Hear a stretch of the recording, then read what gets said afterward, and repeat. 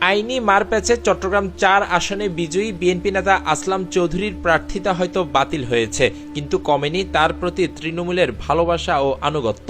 দলের জন্য এই নেতার ত্যাগ ও রাজনৈতিক প্রতিহিংসার শিকার হওয়ার বিষয়টি নাড়া দিয়েছে সাধারণ কর্মীদের হৃদয়।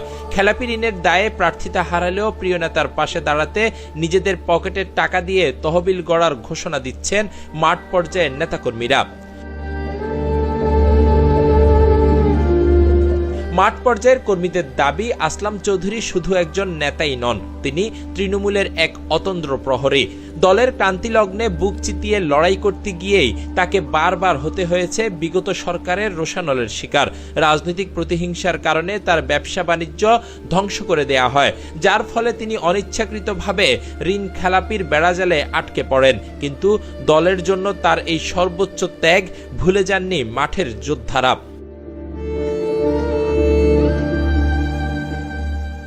কর্মীদের স্পষ্ট বক্তব্য, যে নেতা দলের জন্য নিজের সবকিছু বিলিয়ে দিয়েছেন, তার এই সংকটে দল ও কর্মীদেরই এগিয়ে আসতে হবে। ফেসবুকে চট্টগ্রাম মহানগর ছাত্র দলের সাবেক সহসভাপতি ইঞ্জিনিয়ার HF সজীব লিখেছেন, আসলাম চৌধুরী দলের জন্য কাজ করতে গিয়েই বিগত সরকারের রোষানলে পড়েন। নেতার এই খেলাপি ঋণ পরিশোধের দায়িত্ব এখন পুরো দলের।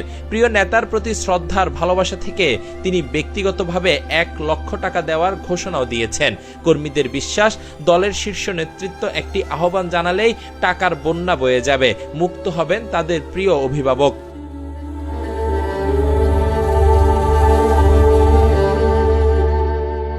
এদিকে এই রায়ের প্রতিক্রিয়া জানিয়ে সিনিয়র সাংবাদিক ইলিয়াস হোসেন ফেসবুক পোস্টে লিখেছেন, শুনলাম একজন প্রভাবশালী বিএনপি নেতার ইশারায় আসলাম চৌধুরীর মতো একজন মজলুম নেতার প্রার্থিতা বাতিল করা হয়েছে।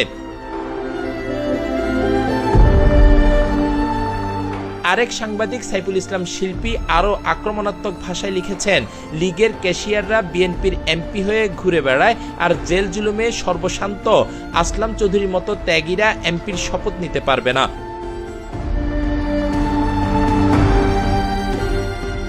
সাংবাদিক ফারুক মুনির আবেগঘন এক পোস্টে লিখেছেন, একজন আসলাম চৌধুরী হাসিনার স্বৈরশাসন বিরোধী আন্দোলনে আমাদের দীর্ঘদিনের পরীক্ষিত সেনাপতি।